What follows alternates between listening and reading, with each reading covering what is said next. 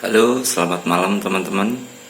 Kali ini aku mau cerita yang judulnya Rimbun dari twitternya @mwp.mystic. Langsung aja berikut ceritanya. Cerita ini sengaja gue drop karena cerita berikutnya yang akan gue bahas adalah Astana Ratu Anjani. Di sana ada keterlibatan sosok Rimbun dalam alur ceritanya. Sosok Rimbun mungkin sudah dikenal banyak pembaca lama dari IG. Tapi untuk yang baru tahu MWF dari Twitter, inilah kisah Rimbun. Bulan Mei tahun 2017. Hari itu seperti biasa selama perjalanan Bogor ke Jakarta via kereta. Gue selalu habisin waktu dengan main handphone. Scroll timeline Instagram sambil dengerin musik dari Spotify. Sampai akhirnya tanpa sengaja explore gue ngasih rekomen sebuah akun yang share cerita-cerita perihal jin. Gue tertarik untuk baca salah satu judulnya dan akhirnya tenggelam dalam cerita-cerita di akun itu sepanjang perjalanan gue. Gue saat itu sadar bahwa orang-orang yang berinteraksi dengan bangsa jin itu banyak dan udah gak bisa dipungkiri lagi. Sampai akhirnya gue kepikiran untuk share kisah pengalaman gue sendiri dan mungkin nantinya akan dapat solusi terbaik atas apa yang gue alami. Kenalin, gue Rama, itu nama asli gue. Dan gue gak keberatan jika nama ini ditampilkan karena cerita gue memang full mengenai apa yang gue alami selama ini. Namun bisa gue pastikan semua nama yang akan disebut dalam cerita ini nantinya merupakan nama-nama samaran. Hal ini terkait privasi teman-teman gue yang tidak ingin dipublikasikan secara luas. Namun mereka sudah mengizinkan gue untuk menceritakan keterlibatan mereka di sini. Cerita ini nantinya akan memulai banyak cerita lain sepanjang hidup gue. Ya, inilah momen gue, orang yang apatis bahkan menolak keberadaan mereka di dunia ini. Dipaksa percaya dan akhirnya berinteraksi dengan mereka yang gak kasat mata. What an amazing Saturday. 30 closing. Wow. It's a new record. Can't say anything right now. Well, you all amazing guys. Thank you. We're gonna have some party tomorrow. But now, please go home safely. Have some rest. I'll see you tomorrow. 11 AM sharp. Thank you so much and good night. Semangat Josh. Bos gue ngasih closing statement hari ini. Kami baru saja berhasil closing 30 klien hari ini dan itu setara income 3 miliar rupiah buat perusahaan ini. Hiruk pikuk ruangan kerja kami pecah merayakan hal itu. Sampai tiba-tiba sebuah tepukan mendarat di pundak gue. Man of the match. Muncis gak? Kata salah satu rekan gue, Faris. Harvest aja deh, muncis mah rame bener gila weekend gini. Mending dapat tempat, jawab gue. Ya, tapi gue pengen ngebir nih. Yailah, kemuncis cuma ngebir. Di pantry juga banyak noh, kata gue sambil nunjuk pantry yang memang ada stok bir milik Josh dan karyawan. Ya beda anjir, kan nyari suasananya. Ya udah terserah deh, gantian traktir ya. Kita berdua doang nih, kayak homo anjir. Kan lo yang habis closing 3 ngehe.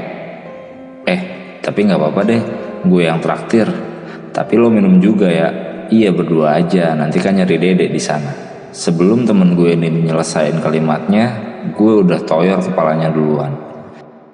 Sudah saatnya pulang dan gue bersiap ke arah pantry yang juga berfungsi sebagai restroom kantor ini. Tiba-tiba aja sebuah panggilan menghentikan langkah gue dan itu panggilan dari Josh. Hey Rama, buddy, please come inside for a moment. Ujar Josh sambil menepuk pelan bahu gue dan membawa gue ke ruangannya. What else Josh? I'm so tired actually. Kata gue ke Josh sambil menghela nafas dan nyentuh-nyentuh jam di pergelangan tangan gue. Pertanda kalau jam kerja udah selesai dan gue udah berhak pulang. Sebenarnya ini yang gue suka kerja dengan orang asing. Mereka sangat menghargai waktu dan gak baper sama hal-hal seperti ini. Coba kalau gue lakuin hal ini ke orang Indo. Mungkin gue langsung dipecat karena dicap tidak menghormati pimpinan atau setidaknya di SP lah. I know buddy, I'm so sorry. 5 minutes please, pinta Josh. Okay, can I take this off? Tanya gue sambil nunjuk jas dan jasi. Si Josh balas dengan anggukan, mempersilahkan gue lepas keduanya. Mau gak mau, walaupun males, gue jalan sama Josh menuju ruang kerjanya sambil nyopot jas dan dasi. Di dalam, kita duduk berhadapan dan Josh sepertinya mau membicarakan sesuatu yang penting dan privacy. Well, I don't wanna waste your time, so I'm gonna ask you one more time. Are you really want to leave? Yang artinya, jadi gue gak mau buang waktumu. Gue mau tanya sekali lagi, kamu benar-benar mau keluar dari perusahaan ini? Tanya Josh dengan serius. Gue menghela nafas sekali lagi. Gue mencoba mencerna makna tatapan matanya itu. Ada yang aneh. Ada sesuatu yang bukan Josh banget. Dia terlihat khawatir dan sedih. Josh, we already talked it. Yang artinya, Josh, kita udah bicarakan ini sebelumnya. Jawab gue singkat. Even if triple it? Yang artinya, bagaimana kalau gue naikin gajimu 3 kali lipat? Tanya Josh lagi sambil mengeluarkan beberapa lembar kertas. Ia akan menaikkan gaji gue 3 kali lipat, asalkan gue gak jadi resign dari perusahaannya itu. Pandangan gue beralih dari semula ke mata Josh, pindah ke kertas itu. Kontrak baru dengan nominal baru. Sejujurnya angka di kertas itu cukup menggiurkan buat gue. Keyakinan gue buat cabut dari sana mulai goyah. Gue pun balik tatap mata Josh, tajam dan tidak berbicara apapun. Sepintas gue lihat senyum tipis di bibir Josh. Bule ini ngerasa menang. Gue alihin lagi pandangan gue kali ini ke samping Josh, menerawang, ngeliatin suasana langit malam Jakarta yang penuh gemerlap. Pada saat itulah gue melihat sosok itu lagi di kaca, lengkap dengan pakaian kerajaannya. Tapi kali ini gak dengan muka cantiknya. Kulit mukanya merah, matanya kuning, telinganya melar menjulur dari sela-sela rambutnya yang jarang. Dia menatap gue tajam dan seakan memberikan ancaman. Dia menggeleng dengan gerakan kepala yang aneh, pelan dan patah-patah. Gue paham maksudnya. Tatapan gue kali ini beralih ke Josh lagi. Make it 5, buat jadi 5 kali lipat.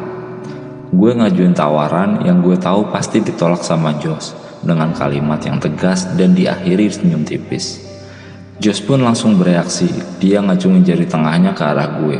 Gue pun ngakak, begitu pula Josh. Kami sama-sama kurang ajar waktu itu, tapi begitulah kedekatan kami yang bukan sekedar atasan dan karyawan, tapi lebih seperti teman. You know Josh, it's not about it. Lanjut gue berusaha sok bijaksana.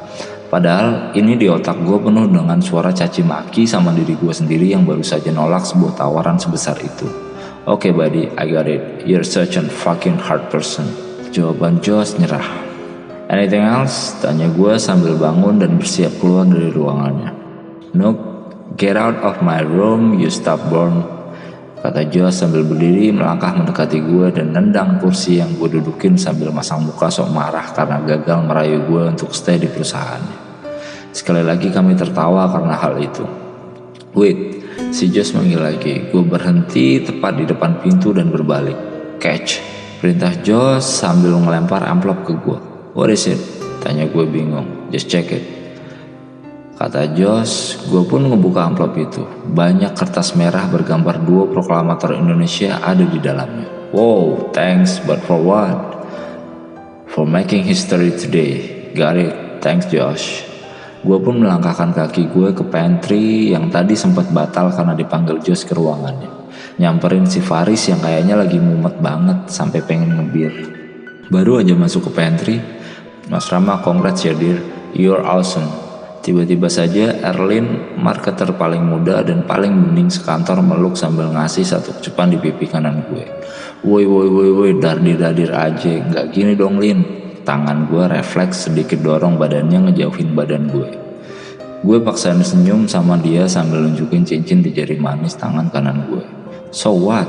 Tantang Erlin. Sejujurnya gue mau marah sama kelakuan anak ini, tapi so lo harus berhenti seenak jidat, meluk-meluk sama kecup-kecup gue dan be a nice girl, oke? Kata gue sambil ngasih gerakan tanda kutip pakai tangan di kata-kata nice girl. Gue ngacak-ngacak rambutnya dan jalan, ngelangkahin ngelewatin dia, terus naruh jas gue di gantungan jas pantry.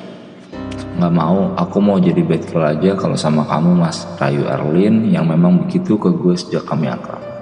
Orang gila dasar tuh sama Faris aja yang habis batal nikah. Biasanya cowok begitu kan bad boy tuh. Pas deh tuh, kata gue sambil nunjuk Faris. Si anjing, kenapa bawa-bawa gue batal nikah? Tapi ya juga sih Lin, lo gak mau sama gue aja, gantengan juga gue daripada si Rembo, tanya Faris dengan muka ya gitulah. Idih, ogah sama Mas Faris mah, mesum, jawab Erlin polos. Mampus lo, gue nyumpahin Faris puas. Dasar lo Rem. Udah yuk cabut, gue udah booking tadi, ajak Faris. Gue langsung melototin Faris, kata booking itu masalahnya. Kalian mau kemana? Tanya Erlin setengah teriak. Ini nih si Faris abis booking cewek buat nemenin dia di kosan, jawab gue ngasal. Gantian Faris yang melototin gue. Gue nahan ketawa sebisa mungkin biar Erlin gak curiga. Bohong mau kemana sih? Aku gak diajak. Jurus manjanya si Erlin keluar.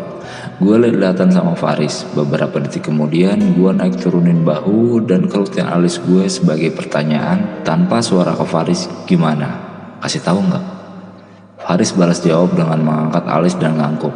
Cuman kemuncis kok. Si Faris pengen ngebir sambil nyari jodoh, jawab gue akhirnya. Ikut, teriak Erlin. Nggak mabok tapi ya, kata gue. Dikit, boleh ya? Enggak. Kenapa sih? Males gotongnya, jawab gue ngasal. Singkat cerita, pergilah kita bertiga ke Muncis. Faris sama Erlin minum lumayan banyak, sementara gue mabok kopi. Faris menggalau ria dengan ceritanya gimana dia baru aja batalin pernikahannya. Berkali-kali mata gue ngeliatin minuman yang diminum sama Erlin dan Faris. Shit, rasanya gue pengen banget minum lagi dan ketawa-tawa lepas seolah beban hidup gak ada sama sekali. Emang dasar setan ya, paling gak senang lihat orang tobat. Tapi gue udah komitmen sama diri gue sendiri dan istri gue untuk berhenti minum. Gue mau berubah menjadi lebih baik walaupun masih sedikit demi sedikit dan berproses. Contohnya tetap ngebar tapi gak minum. Erlin kayaknya ngeh gue ngeliatin minumannya mulu dan tiba-tiba nyeletuk. Udah sih mas, ayo minum bareng. Dikit aja. Tiba-tiba dia nyodorin gelas ke depan mulut gue sambil ngerangkul punggung gue. Gue refleks, lepasin rangkulannya Erlin sambil ngegeleng. Udah dong Lin, kalau Rama gak mau jangan dipaksa mulu. Gak gitu caranya kalau lo mau nongkrong sama kita. Tiba-tiba Faris belain gue. Apaan sih mas Faris, ikut-ikutan aja. Tahu-tahu Erlin sewot. Ya lagian lo dari tadi gitu mulu. Lo gak lihat tuh si Rama risih sama kelakuan lo. This is Indonesia Lin. Faris kepancing, nada bicaranya jadi naik. Gue lihat Erlin kesentak. Dia ngeliatin gue seolah bertanya, emang bener mas, lo risih? Gue diem aja, cuma senyum tipis. Oh maaf deh kalau ternyata aku cuma bikin risih. Aku balik duluan aja, jawab Erlin sambil bangun dan letakkan beberapa lembar uang. Gue tahan tangannya Erlin, tapi dia tetap ngeloyor pergi. Faris kaget, gak nyangka reaksi Erlin bakal kayak gitu. Kejar Riz, minta maaf di sana. Udah malam nih, nanti dia kenapa-napa di jalan. Mana naik taksi online kan tuh anak, kata gue. Tapi Faris gak bergeming. Lo aja deh, gue males drama-dramaan gitu. Dia udah gede, tepis Faris. Ya lo kan juga udah gede, kali ini giliran kata-kata gue yang nusuk Faris. Ya udah, lo tolong bujukin dia deh ya, minta Faris. Kan tadi lo yang janji mau nganterin dia. Lagian gue kan lagi gak bawa mobil Riz. Ram, gue minta tolong ya, lo aja yang nganterin dia. Pakai mobil gue aja nih, parkirnya di tempat biasa, lo bawa balik aja sekalian ya. Gue naik taksi aja ntar. Gue masih pengen sendirian di sini, lo tahu kan? Kata Faris lirih sambil nyerahin kunci mobilnya. Ya wis lah, got it. So sorry to hear that, Riz. Udah, what is yours will eventually be yours. Sips, thanks bro, hati-hati. Gue pun cabut ngejar Erlin setelah ngasih beberapa lembar uang ke Faris tapi dibalikin sama dia. Giliran gue kan sekarang. Thanks bro. Gue nyusul Erlin ke lobi dan di sana gue lihat dia lagi berdiri nunggu taksi online. Lin, kenapa mas? Saut Erlin dengan nunduk. Balik sama gue aja yuk, udah malam bahaya nanti. Gak usah mas, makasih. Aku udah order taksi online. Gak enak cancelnya, lagian nanti aku bikin risih kamu lagi. Duh, lo jangan salah paham gitu dong. Faris lagi emosi tadi. Lo ngerti kan dia lagi kenapa? Yuk pulang sama gue aja sambil kita ngobrol ya. Terus taksinya gimana? Kata Erlin. Ya udah nggak apa-apa, kita tunggu dulu aja sebentar. Gak usah di cancel, nanti gue yang ngomong sama drivernya. Oke. Beberapa saat kemudian taksi pesanan Erlin datang. Malam Mbak Erlin, sebuah mobil berhenti tepat di depan gue sama Erlin. Dan pengemudinya langsung bertanya seperti itu setelah ngebuka kaca jendelanya tanpa turun keluar dari mobil. "Malam pak, maaf ya, Mbak Erlinnya nggak jadi naik. Kebetulan ternyata masih ada urusan. Ini ongkosnya ya pak, ordernya tetap jalanin aja ya pak. Nggak kita cancel," jawab gue sambil nyerahin beberapa lembar uang. "Loh beneran mas, kalau nggak jadi naik nggak apa-apa kok, di cancel aja. Ini ongkosnya juga nggak usah. Kebetulan saya juga mau pulang," jawab bapak driver itu dengan ramah. "Iya nggak apa-apa pak, dikip aja ya, makasih banyak pak." "Ya udah kalau gitu, makasih banyak ya mas, semoga makin lancar rezekinya." Gue sama Erlin pun masuk kembali ke dalam gedung dan melanjutkan langkah menuju parkiran. Entah kenapa basement malam itu hawanya nggak enak banget, sepi pula. Tiba-tiba Erlin ngerangkul lengan gue. Gue udah siap-siap mau ngelepasin rangkulannya, tapi begitu gue lihat mukanya ketakutan, gue urungin niat gue. Ini bukan karena manja, tapi karena Erlin ketakutan. "Mas, agak cepet yuk, aku takut," kata Erlin. Kita berdua pun mempercepat langkah menuju mobil Faris. Sesaat sebelum masuk mobil, gue lihat sekelebatan bayangan yang melayang dari salah satu tiang ke belakang mobil. Ser, bulu kuduk gue merinding. Belum hilang merinding gue karena bayangan tadi. Begitu gue duduk, masang seatbelt, nyalain mesin dan benerin spion tengah, tiba-tiba dia muncul lagi dan duduk di bangku barisan tengah, masih dengan muka buruknya dan bahkan lebih buruk lagi. Gue gelisah, kemunculan sosok ini selalu menjadi pertanda sesuatu. Ada apa? Kenapa dia keluar sesering ini? Tadi di ruangan Josh, sekarang di sini. "Lu balik kemana, Lin? Rumah apa apart?" Tanya gue ke Erlin buat ngalihin perasaan gak enak gue akan kemunculan sosok itu. Ke apart aja deh mas, aku lagi pengen sendirian," jawab Erlin gugup. "Oke," jawab gue sambil ngejalanin mobil. Gue bawa mobil Faris sambil sesekali melirik spion tengah. Dia masih stay di sana, diam gak kasih tanda atau gerakan apapun. Namun sosoknya yang dalam bentuk rusak itu cukup bikin gue sesekali kehilangan konsentrasi. "Kamu tenang aja ya, saya gak niat macem-macem, gak usah marah gitu." Tiba-tiba Erlin ngomong gitu di tengah perjalanan. "Hah? Marah?" "Gue gak marah." "Bukan kamu mas, itu yang di belakang," jawab Erlin memotong ucapan gue. Gue kaget. "What? Erlin, lu bisa lihat dia juga?" Tanya gue kaget. "Sejak awal kamu masuk kantor mas," jawabnya. "Serius?" "Udah mas yuk jalan, dia gak suka diomongin," kata Erlin. Gue langsung ngelirik spion tengah, dia masih di sana. Ekspresi menyeramkannya belum berubah sekalipun Erlin sudah mengatakan kalimat tadi. Tapi ini jadi hal baru buat gue, karena akhirnya ada orang lain yang notice keberadaan makhluk ini selain gue. Singkat cerita, perjalanan gue malam itu di mobil sama Erlin berlangsung dengan diem-dieman. Kita gak ngobrol apapun, dan sepanjang perjalanan sosok itu juga stay duduk di kursi tengah. Selesai nganterin Erlin, sepanjang perjalanan pulang ke rumah, banyak pertanyaan muncul di kepala gue. Apa dia benar-benar ada? Jadi benar selama ini gue gak berhalusinasi? Apa dia bakal selamanya hadir di hidup gue? Apa yang harus gue lakuin? Membiarkan dia stay atau perlu gue usir? Tapi gimana caranya? Iya, sosok yang dilihat Erlin memang ada. Gue bahkan mengetahui namanya. Namun selama ini gue mengira dia hanyalah bagian dari imajinasi atau sugesti gue saja. Tapi setelah Erlin mengatakan hal yang itu barusan, seketika gue yakin apa yang gue lihat selama ini bukan khayalan gue semata. Ini adalah awal mula pertemuan gue dengan makhluk yang memperkenalkan dirinya sebagai Rimbun. Kembali ke lini waktu beberapa tahun lalu saat gue belum berinteraksi dengan makhluk tak kasat mata dan melalui kehidupan normal gue sehari-hari. Saat itu gue bekerja di salah satu perusahaan asuransi swasta di bilangan Senayan. Kehidupan kota yang serba maju dan terang membentuk gue menjadi seseorang yang tidak percaya dengan penampakan atau gangguan fisik yang disebabkan oleh hantu, jin, dan semacamnya. Keyakinan ini makin diperkuat setelah gue berkali-kali mendaki ke gunung dengan spot-spot angker, namun tidak mendapati siapapun atau apapun yang membuat gue takut dari golongan mereka.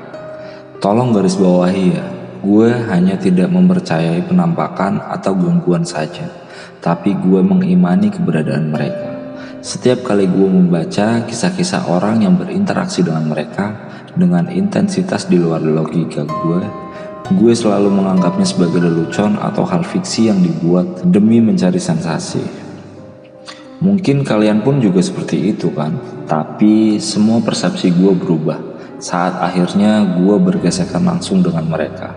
Saat peristiwa ini terjadi, gue sedang menghandle project oil and gas insurance dan health insurance di Jakarta.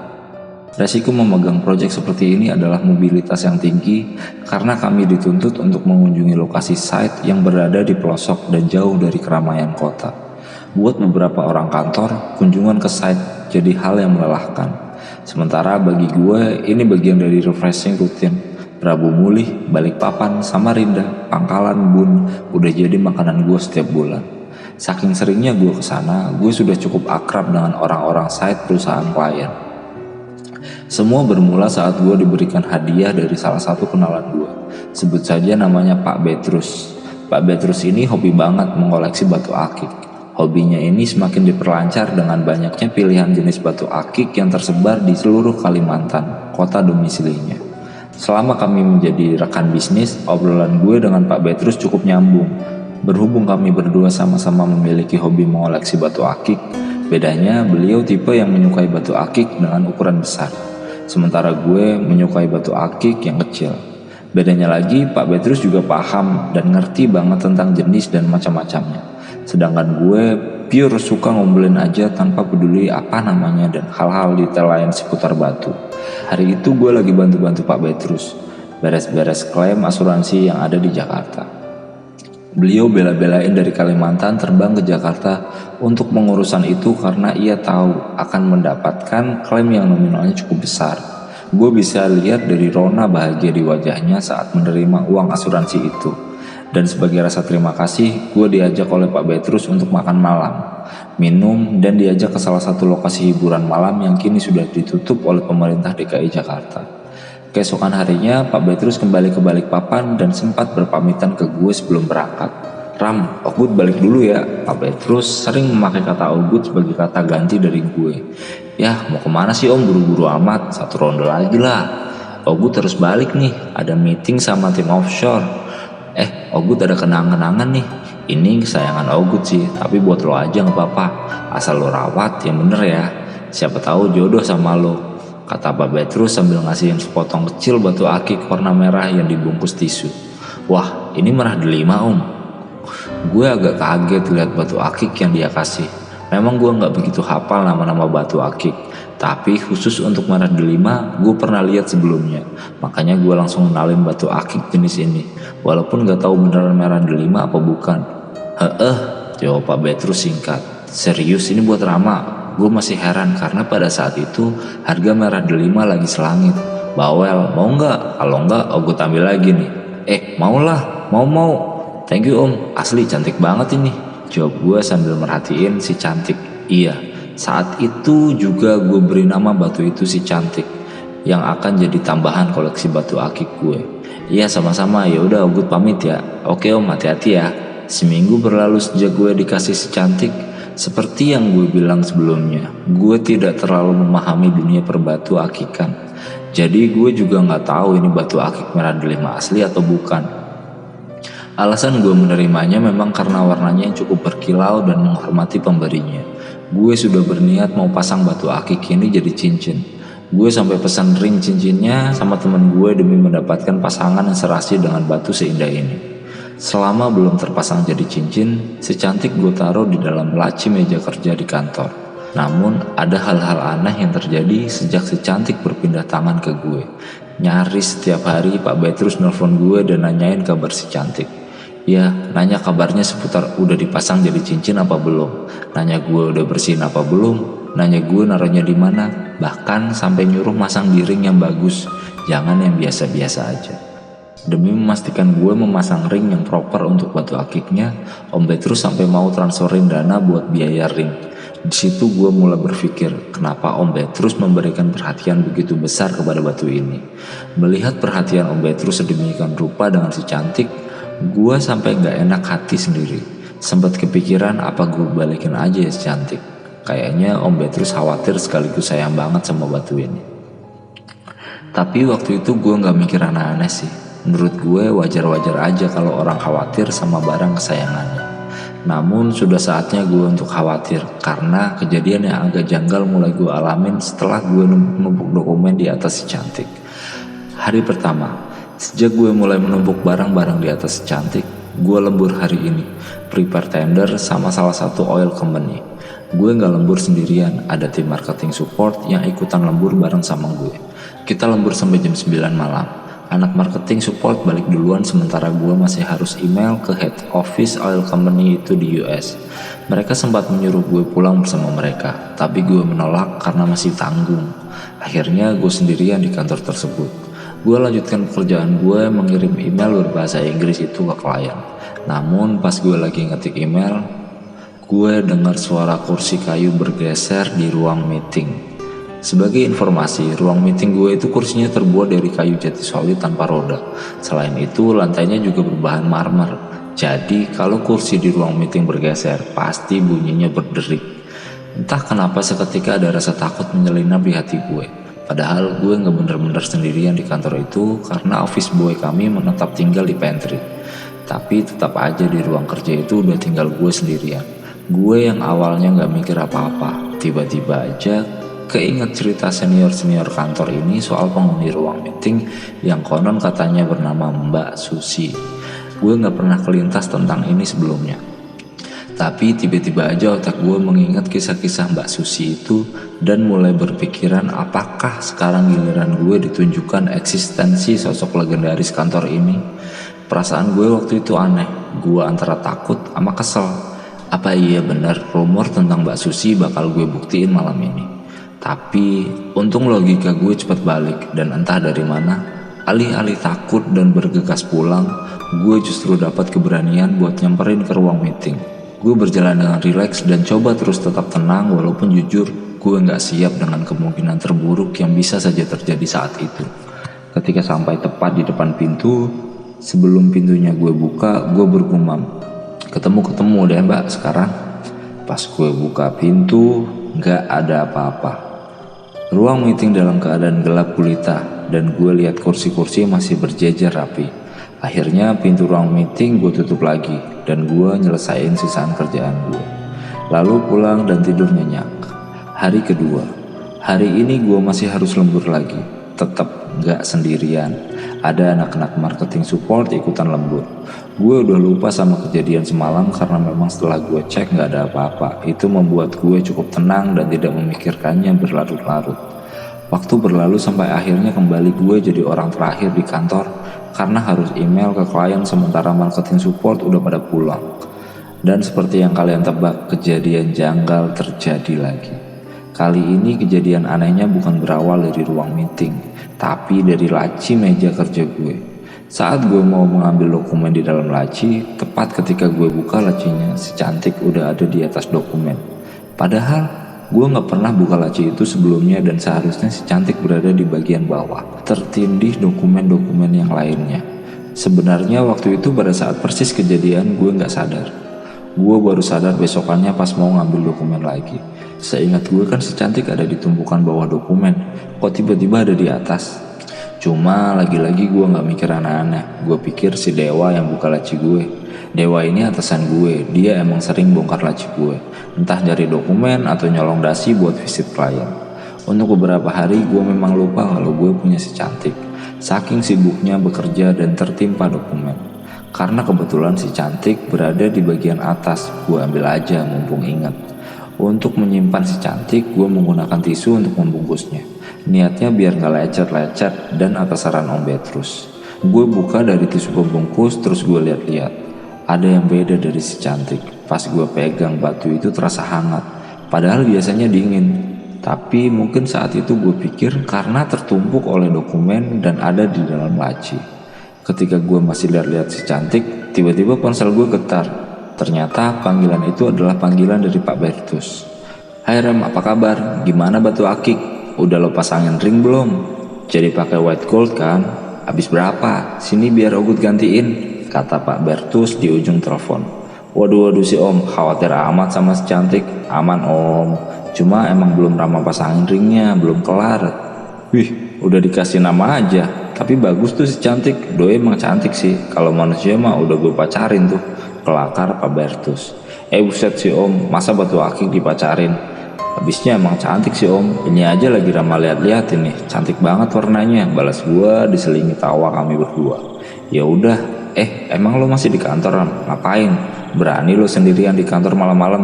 Hebat, kantor lo kan ada setannya tuh, kata Pak Bertus. Setan apaan om? Cantik nggak? Kalau cantik sini deh, boleh kenalan sama Rama. Dan kalimat sampah gue itu langsung terjadi. Tepat setelah mulut sampah gue asal ngomong soal setan, gue dengar suara kursi bergeser dari ruang meeting lagi. Gue diem sesaat. Pak Bertus langsung ngomong serius dan ngingetin gue untuk jangan bercanda soal makhluk halus atau bangsa jin. Katanya nanti mereka dengar. Sebenarnya gue kesel dengar Pak Bertus ngomong gitu, karena gue gak pernah percaya yang namanya penggangguan setan atau sebagainya.